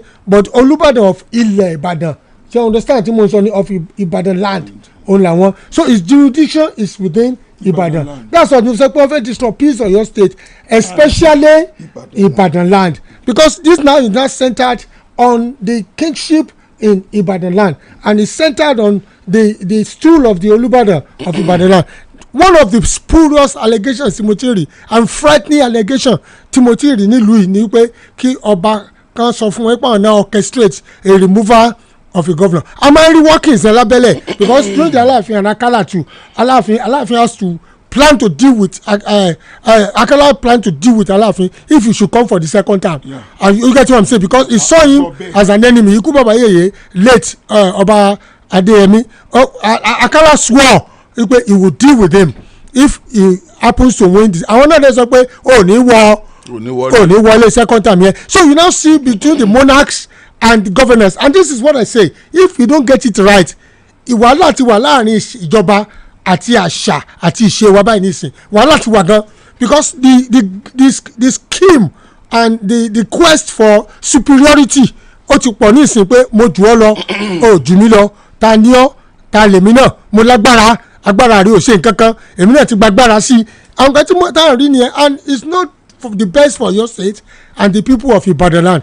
I wish common sense will prevail now on both the governor and torí bí kẹ́tí mo rí nìsín ni pé dúkùrú wà láàrin the governor and imperial majesty kábíyèsí dúkùrú ń bẹ láàrin wọn kò sẹ́ni tó lè rule out dúkùrú yẹn dẹ̀ ti manifest débi pé ó fẹ́ dé bó bá pa bò lẹ́sẹ̀ ó ti fẹ́ dé level yẹn this time around and nobody can deny that ó ti fẹ́ dé level yẹn so I speak to the sensibilities of the CCI I speak to the sensibilities of the notable people in Oyo State I speak to the sensibilities of àwọn tó jẹ́ ìkànnlú they should come in I speak to sensibilities àwọn tó lè bá yẹn sọ̀rọ̀ tán lè gbọ́ because we want peace now Trump is in a problem wọ́n bẹ̀rẹ̀ ogun tán apá ò ká mọ́ now so ìbẹ̀rẹ̀ ogun lọ́mọ a kì í mọ ìparí o so I think these people should sit down both the government and mobile and the so-called House of Assembly that are talking now ṣe àríbi tí two elephants tó bá ti jà agrasi bẹ̀ ló máa suffer so I want the assembly members kẹ́gbẹ́ àwọn yẹn tẹ́lẹ̀ àti mọ̀ pé ọ̀pọ̀lọpọ̀ wọn stooges ni wọ́n ọ̀pọ̀lọpọ̀ wọn what relevance ní fún ibi tán constituency wọn they should just maintain peace and keep quiet. They shouldn't begin to take sides now and look at what can we do to salvage the situation. That is what they should be doing. But now issuing statements that can inflame, that can cause ethnic rivalry. We are looking at ethnic rivalry and tribal sentiments now. If this thing is not stopped and nipped in the bud, we are sitting on a keg of gunpowder. Now, Emi objecting kankan. Kí lẹ object? Kí àwọn honorable máa sọ̀rọ̀. No, they should not inflame. They should not inflame the situation. There is circumference ni. Alukun clear ara rẹ̀ ni o. Even Debo, ẹ̀dá kan má bínú ẹjẹ́ mi bẹ̀rẹ̀ báyìí. Has Ṣèyí Mákindé committed any impeachable offence? So ti ṣe gómìnà ti wùwà tó yẹ pé wọ́n fi lè yọ wọ́n. It's a rhetorical question. Kán mú yẹn lọ́wọ́. Number 2 ni pé with all the letters tá a rí tá a ti jọ kà fúnra wa sí with all the letters tá a rí tá a jọ kà sí ó fi hàn pé nǹkan kan lọ lọ́wọ́ lọ́yọ̀ state ń sìn tó burú kan yí pé ayọ̀ mi ní yọ mo like ọ̀rọ̀ tẹ́sán lẹ́ẹ̀kan pé bóyá nínú nǹkan tí Fáyọ̀ṣe sọ I don't see myself as an ordinary person now bóyá nínú nǹkan tó sọ pé a fẹ́ yọba ló mú kọ́rọ̀ yìí náà jáde pé èmi náà dẹ̀ yọ kò sẹ́ni tó lè sọ. báwo ṣe ti bọ́rọ̀ rẹ̀ débi pé tó wá sọ pé mo rí ìyàwó rẹ̀ ń bi báyìí. bàbá mi ò gbàgbọ́ ipe tó sọ kò sí. báwo ṣe is a prophet of doom. ṣe máa gbọ́ sà ṣe rí láàrin Ṣọlá àti Débọ̀ mo repeat ọ̀rẹ́ ni wọ́n now Débọ̀ ní question tó gbọ́dọ̀ sọ fún àwọn ọmọ Ọ̀yọ́ state báyìí. kání jẹ́ Débọ̀. No, honourable speaker, right honourable speaker. Right honourable. ẹ jẹ́ kí n mọ fi right yẹn sí ẹjọ́ tí ẹ máa já mi lẹ́ẹ̀kan náà kéèsì bá gbà. tí wọn bá yọ gómìnà sí wọn ní yọ speaker. no wọ́n lè kọ́ yọ speaker kan báyìí ẹ yọ gómìnà speaker wọ́n kọ́ yọ tí speaker bá ti kọ́ pé. tó bá rí i pé deputy kan bẹ́ẹ̀ ṣe kínní ilé ni ó ti. tó bá yẹ pé speaker gbowó lóòótọ́ sí wọn ní yọ speaker. ṣé speaker tó wọ́n ẹ bá kárí wọn lè yọ speaker. àgbà wọn mẹ́gbà ò tí ì sọ̀rọ̀ ẹbẹ́ yẹn mẹ́ta ló ti sọ̀rọ̀. ẹ̀tọ́ pé wọ́n gbowó débò gẹ́bọ̀ right honourable gbọ́dọ̀ jáde láti sọ̀rọ̀ jáde sí pé whether o gbowó tàbí kò gbowó we want to know because ẹnìkan ti dúró dídò pé in case tó bá fẹ́ parọ́ òun ready fún. so wá ṣe bẹ̀rẹ̀ ni. fíìmù gidi ni o sísìn fíìmù tí bá ṣe lò wọ 2027 yẹn tó bá ṣe pé ṣe gẹ́tì tí kò ní. kò ní èrè wọ 2027 ẹnìkan lọ fẹ́ nìkan. good then ẹlẹ́kẹ̀ẹ́ta tó ní fẹ́ sọ ni pé ẹjọ́ mi right honourable speaker àti Ṣọlá ìyẹn wọ́n gbọ́dọ̀ jẹ́ ká mọ̀ nǹkan tá a mọ̀ àwọn kankan wà tá a mọ̀ tá a wà ní òkùnkùn báyìí wọ́n gbọ́dọ̀ tàn mọ́lẹ̀. ẹ fẹ́ mọ̀. meanwhile right honourable speaker mo gbọ́ pé wọ́n ní wọ́n fẹ́ ṣe governor láti lè ran governorship ambition wọn lọ́wọ́ òótọ́ ọbẹ̀ wọ́n gbọ́dọ̀ sọ jáde because láti bí i lọ làwọn ti máa jẹ wọ́n ní fẹsẹ̀. èèyàn gómìnà ni wọ́n ní láti lọ bólúbọ̀dàn fẹ́ ṣe gómìnà stamp wọn èèyàn gómìnà ni right honourable speaker ìbáwọn náà control party tó fẹ́ ṣe wọ́n lè support wọn. ṣé ìbò Ìbàràpá nìkan ló máa gbé wọn. wọ́n dún ní by party tàbí party lẹ́fẹ̀ẹ́ sọ party ni mo ẹ sọ ti wá pé n party party kọ́ yóò fáwọn èèyàn nítumọ̀ mi. èèyàn party kọ́ mo ń sọ. Fáyọ̀ṣe revelation ó ti jẹ́ ká mọ̀ pé nǹkan kan lọ́lọ́ ṣe Fáyọ̀ṣe yóò dà fún a sì fẹ́ mọ̀ sí ibo ni wọ́n bọ̀rọ̀ pé ayọ̀ gómìnà ayọ̀ba ibi ọba bá dé dákun bọ́ọ̀ gbọ́mọ̀ pé kí ni ó máa gbọ́ pa rẹ mídíà rẹ ń gbọ́ dákun bá tètè nàmọ́lẹ̀ sí lẹ́nu kan àti padà sí 2003 báyìí lọ́yọ̀ state tí a pẹ́ tó ṣẹlẹ̀ 2003 ni àti padà sí 2003 báyìí. no ọlọ́run ní jẹ́. àní ọlọ́run ò jẹ́ tá a bá múra sí tá a bá tètè pẹ̀kàn rókùn sí àpàdà síbẹ̀ á ti bẹ̀rẹ̀ á ti precipitate báyìí. Can I tell you something? We are in trouble in Oyo State. Exactly. Except this is a bad news. Bad news in and bad happenings. Very unprecedented. And tàbá ń sọ̀rọ̀ nípa ìpéjọpọ̀ àti àwùjọ tí rúdurùdu ti fẹ́ mọ ìjọba. We are seeing it. I think the governor should come out and make a statement to the citizens of Oyo State. That is it. The governor, the governor should come out and make a definite statement. Look, the issue of Yomi kò sí bẹ́ẹ̀ o, issue of wọ́n fẹ́ yọ ọba kò sí bẹ́ẹ̀ o, èmi àtọ́ba aládìrá wa mú àti wàpọ̀ o.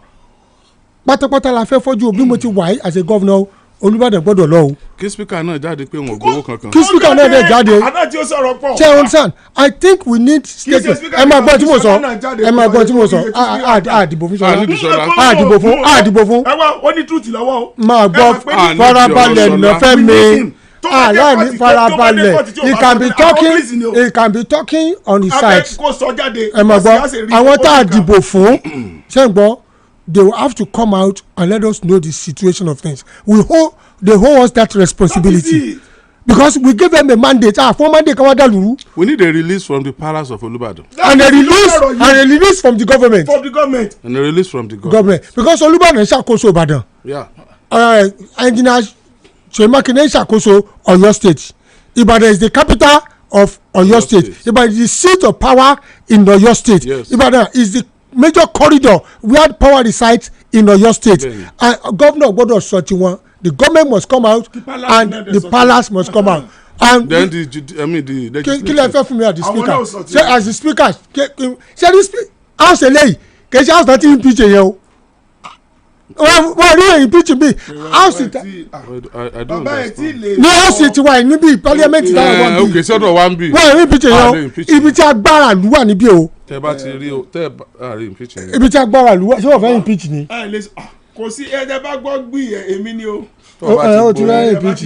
Bí bá ti gbowó ńkọ́ ẹ̀mí mọ bí ṣe ń lọ ni. ẹ mọ bóyá wọn ti fún mi ló pé kí n bí jiyín ni bó ṣe rí ni ẹ máa wọ èyí tẹ́ ẹ bá ń rìn o. ẹ má gbàgbé pé wọ́n involve aya gómìnà àná nípínlẹ̀ Ọ̀yọ́. àwọn náà ní ìdìbò sọ̀rọ̀ jáde. àwọn náà control the APC structure in Ọ̀yọ́ state. Are you telling me gbogbo tẹ sọ, are you telling me the presidency mọ nípa kínní ni. gbogbo títa ní sọ èmi àbẹ ìgbẹ́ yìí lẹ́tọ́ sọ̀rọ̀ látàrọ mọ̀ ń wẹ̀ yín rán. Are you saying the president because APC let's kọrí APC bọ́nu, are you telling me the presidency knows about it? Are you telling me this orchestrated towards 2027 election?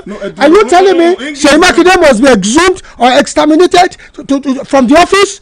Are you telling me? ọ̀rọ̀ bẹ́ẹ̀ tí mo bẹ̀rẹ̀ ẹ̀dá mi lò ẹ̀dá orí mi ti ń gbóná. ẹ má ti jẹ ògbóná ṣé gómìnà Seyi Makinde àti president ṣé wọ́n ṣera wọn ni.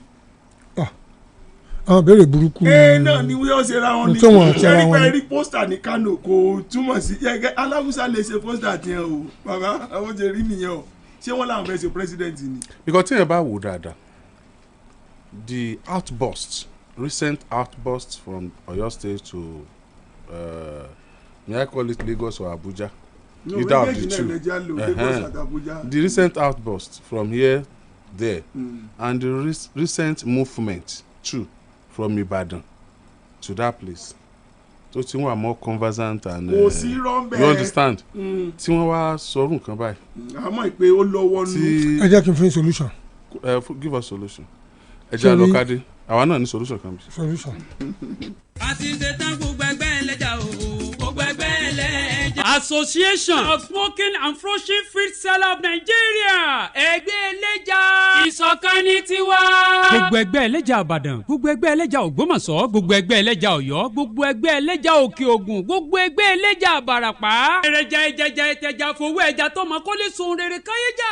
èrìnwó mi kọ̀wéjà ìyànsípò àtìgbàwé ẹ̀rí olórí kọ̀ọ̀kan ní gbogbo sóònù pátájákèjádò ìpínlẹ̀ Ọ̀yọ́ fún àkójáde ayẹyẹ ọdún ẹgbẹ́ wa tọdún yóò tún sàrọ̀ ọ̀tọ̀ níbi tá a ti máa fún gbogbo olórí ní sóònù kọ̀ọ̀kan ní wẹ́ẹ̀rí ìyànsípò. wọ́n jẹ́ kó di mímọ̀ pé gbogbo olórí tí ò bá ti darapọ̀ mọ́ sóònù ẹ̀ kó tètè darapọ̀. lábẹ́ alága wa Mrs. Alimat Àjọkẹ́ Ọláyíwọlá àti gbogbo ògbìmọ̀ wọn lápapọ̀. April 16 làjọ̀dún ò wáyé ọjọ́ Àlàmísì ní gbagba gbọ̀ngàn la mọ̀ pé ó lè bàdàn. aago 10 àárọ̀ lè tó bẹ̀rẹ̀ níbi tá a ti máa gbàlejò àwọn èèyàn pàtàkì. olórin wọ ọjọ́ náà Salawudeen Aliu Akínyẹmí Ajíjọlá olórin Alhaji Dr. Abdulrahman Oriyomi Hamzat aláṣẹ ìkànnì Àgídìgbò sì máa gba gbogbo èèyàn lálejò.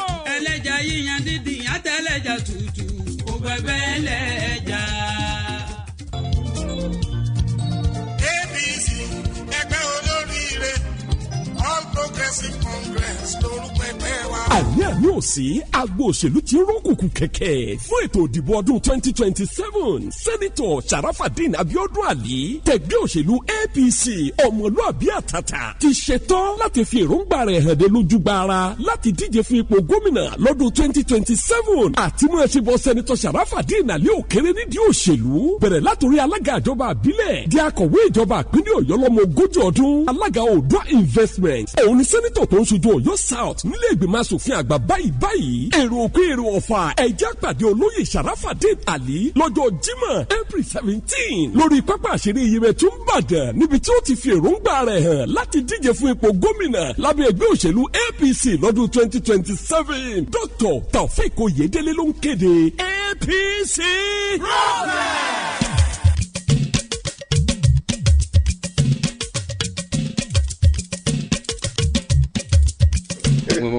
mo gbọ́ power progress ni gbọ́ power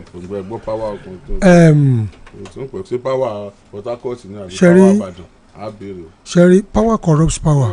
ṣe power tẹ gbọ́ tó sáré ti lo power. absolute power corrupts absolutely.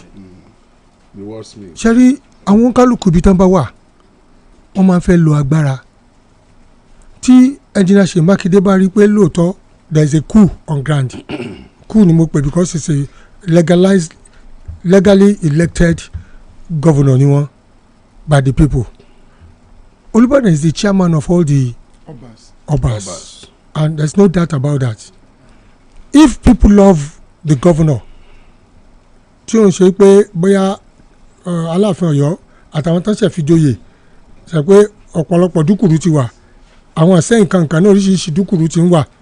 If he truly loves the governor and these things are happening, it could generate in the council coming together and make a statement number one.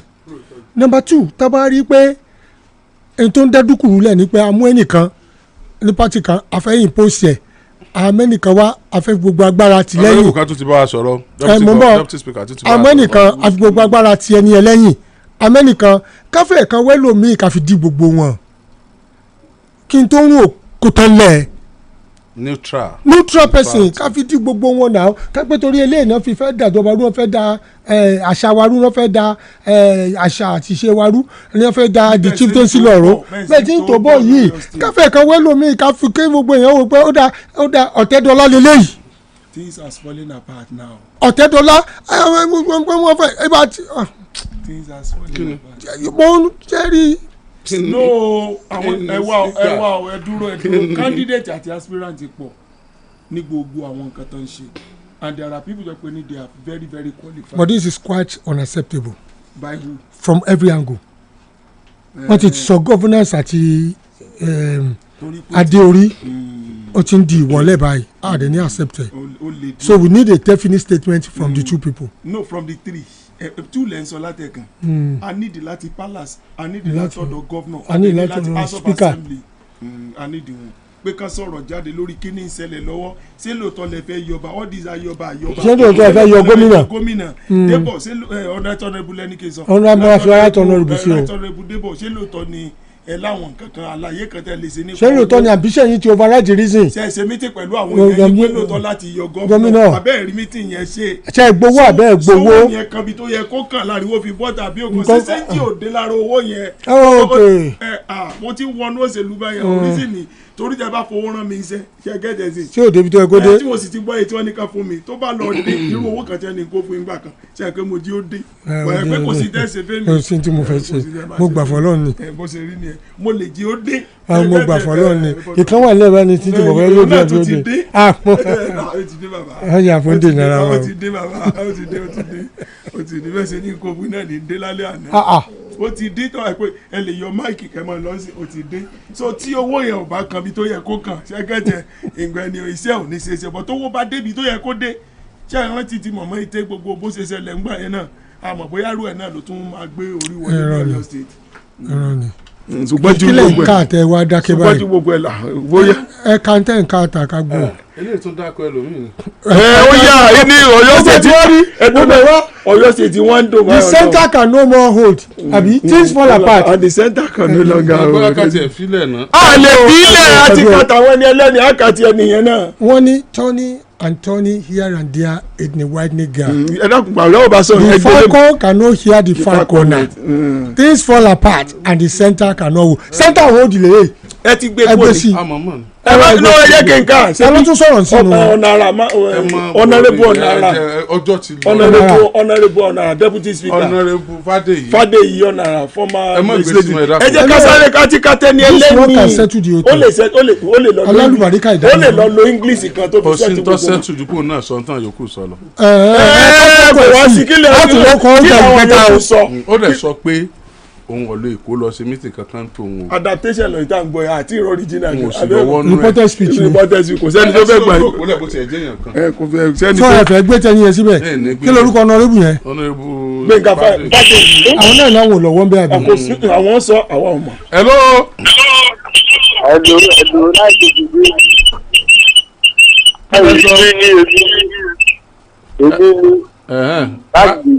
ta ni dé mi. èmi ni. kọ́ tiẹ̀ ní bò ọlọ́run ní jẹ́ mi ni. ètò sẹ́ni ìtẹ́ ní Ìbàdàn gbọ́ ẹ tó ti lé mi ní Ìbàdàn ọlọ́run kò sáré wa. ó yára àwọn mẹ́sẹ̀gì tẹ́ ní nǹka ìṣòro kà ní. ẹ jẹ́ àká ẹni òkè àwọn lọ́wọ́. hello. ẹ káàárọ̀ sà orúkọ yín àti tẹ́ ti ń pè wá. orúkọ mi ni mr àtẹlẹdìdì látọ̀lẹ́dì. kìíní ẹ̀ ń break ó ń break bóyá bíi tẹ́ ò wà ní. ó ń break. tàbí kò ṣe pọ́n jẹun lọ́wọ́. ó yá gbogbo àwọn jẹun lọ́bọ̀. ok. hello. hello ẹ káàárọ̀. ẹ káàárọ̀ mà. lẹ́tà aláàjì. má. àbúrò ìgbà òní bàjẹ́ o. àmì o. Ìbàdàn náà ní ìbàjẹ́ o. àmín ìpínlẹ̀ Ọ̀yọ́ Ọmọ ìdílé ran bàbá ọba àgbọ̀ ọlọ́wọ́ ló sì yé o. àmín Láíláí gọ́dọ̀ ṣèyí ò lè ṣerú ẹ̀ láíláí wọ́n bá ń pa o. Ìyẹn pátápátá ni o. Eléyìí tó ń kọ̀ọ̀kan kú sọ tó kọ̀ọ̀kan kú tó ṣòro kò sí nǹkan tó kàn án o. Bó ti máa ń ṣe nù ẹ ti mọ èèyàn tó jẹ́. Ọmọ pọ̀ àrùn gbọ́ o. Ìbàdàn ní ìbàjẹ́ o. àmín Ṣèyí bá tún bẹ́ẹ̀ lè ṣerú ẹ̀ láìláì olófin rádíò ológun lọ́pàá àṣẹ kò ní ẹ́ bá sọ pé òun kò yọ kó bẹ́ẹ̀ ló ti aṣọ bẹ́ẹ̀ bàbá rẹ̀ ló jẹ́ náà kò ní ṣerú ẹ̀ o. ok wọ́n ní ò lè ṣerú ẹ̀ but ó dàbí pé tìjẹta làwọn tó ń sọ yẹn. ṣé ti Fáyọ̀ṣe. hello.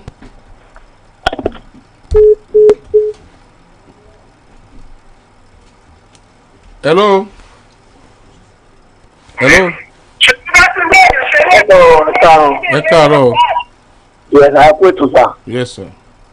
Ṣé ibi tọ́rọ̀ nínú ìwà ẹ̀? Àfi ká gbọ́rọ̀ lẹ́nu wọn. àfi ká gbọ́rọ̀ lẹ́nu wọn. Ká gbọ́rọ̀ lẹ́nu wọn. Kọ́ jáde wá sọ̀rọ̀ jáde pé lóòótọ́ bẹ́ẹ̀ ni. Mo gbowó o, mi gbowó o. Anímọ̀ràn báyìí, anímọ̀ràn báyìí. Akẹ́yọ̀ àṣeyọ̀ wọn. Fàdá gbọ́mọ̀ràn kí ni òun lè kéye sọmọ ọ̀yọ́. Tó kọ́rẹ̀ dákun torí tọ́lọ́ omi àlàáfíà tó ti ń gbòòrò. Ọkọ̀ máa ti dàrú o. Ọmọ kára tí ọ̀la o. Kára tí ọ̀la o. Ọlọ́run ní jípa àti àgídìgbò ní bàjẹ́ láíláí. àmín ẹ ṣeun ẹ tó nílé nìyí tó lójúmọ́ ni bẹ́ẹ̀ ọkàn sí. hello. Hello. ẹ káàárọ̀ ẹ sọ fún mi. Ẹ kú iṣẹ́ o. yes sir. Máa wá pẹ̀lú yẹn. àmín. Báyọ̀ jẹ́ pé sọ̀kúsọ báyọ̀ jẹ́ ọ̀sọ̀sọ̀kúsọ nítorí ní sọ ẹ má jẹ́ àtàrà wa jẹ ẹ má jẹ́ àtàrà wa jẹ ó rí bẹ́ẹ̀ kò rí bẹ́ẹ̀ nísìn ibi lọ́yọjú yìí àbí nǹkan yọjú tàyí báyọ̀ ṣe sọ̀kúsọ o kí wọ́n sì gbọ́n bí wọ́n bá ṣe tó àárín ẹ̀ ṣe ni o. tó ẹja náà lọ. ṣe rí most of these things tó ń ṣẹlẹ̀ ṣe ń gbọ́ tí wọ́n tẹ̀yìn bá mọ núrò yóò mọ̀ pẹ́ dùn. yóò mọ̀ pẹ́ dùn ẹni tó wà mọ núrò yẹ kó mọ dúpẹ́ pé everything is turning around. turning around for my treble pẹ́pẹ́pẹ́ lẹ́jù everything. kọ́ bó ṣe kó kọ́ everything what. wọ́n ní ó yẹ kí n dágbére. everything is turning around. oya turning around oya turning around for my good. I can see everything. Turning around turning around turning around for my good. wọ́n ti máa ń kọ́ nìyẹn. I can see everything turning around oya turning around. ó ṣàkọrin rí ni. agbọ́pọ̀ alùpàá ni mi I'm a cross bearer. aláì tó bá gbọ́ I joined choir in 1977. ṣọ́ọ̀ṣì yìí ṣàkóso ṣọ́ọ̀ṣì eré ní ìfìjáde ká. káwa parí ẹ̀ báyìí. orin náà kọ. ẹ dákun ẹ jọ̀ọ́ kó tó di pé wọ́n máa da ibi ìrú. wọn ní dàbí ìrú. ẹ máa gbọ́ kọ́lọ́run kó jọ kó bá pẹ̀tù sí wọn lọ́kàn. torí pé tí àwọn àgbàlagbà yẹn bá ń jà aráàlú ni wọ́n fi ṣàkóbá fún. ìsìn ní òtún ká tó máa nawọ́ sókè ń wo ròdù yìí ẹ jọ̀ọ́ ẹ dákun. má gbọ́ listen to me. ọjọ́ ti lọ. you see sometimes some things happen in the supernatural and in the metaphysical tá mọ̀ pé it was destined to happen. so that kí ìjọba fẹ́ ṣe. kò sí tó happen by accident ó jẹ́ pé ètò lọ́lọ́run fẹ́ tó tí gbogbo ẹ̀ fi rí bẹ́ẹ̀ yẹn let's leave God to have his way. kó lóun kó ara ti kọ́ ká lè pè fún àlàáfíà. àlàáfíà ni torí tọ́lọ́run bá ti ń jọba àlàáfíà ló ń jọba ń bẹ̀. àlàáfíà gan ní sẹ́ ń jọba báyìí kọ́mọdé Fẹ́mi Babalọ́lá Ọbàgùn lórúkọ mi. wọ́n fẹ́ yọba yín dùn yín Ṣẹ́gun Ògúngbà yìí wọ́n yọba àbùn ọlọ́bàgùn fọba Ṣẹ́gun Ògúngbà yìí. ó sì kankan lórí tẹ́bù bẹ́ẹ̀ wọ́n lè jà. ẹ̀tọ́ tọ́ ni ilé mélòó ní bẹ̀rẹ̀ ọmọ iye tí gọ́ọ̀mẹ̀ntì ń gbà lórí Kwari. ok ngbà gbogbo lẹ́yìn bá wó tán ẹ máa wà alright. Oríyọmí Hamzat lórúkọ mi á pàdé lọ́la lórí ètò ṣó kàn wá.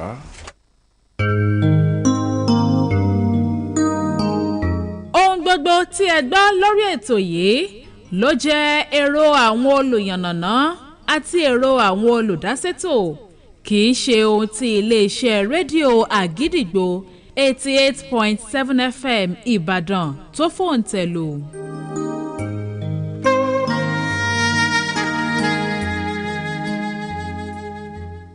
Àgídìgbò 88.7 FM.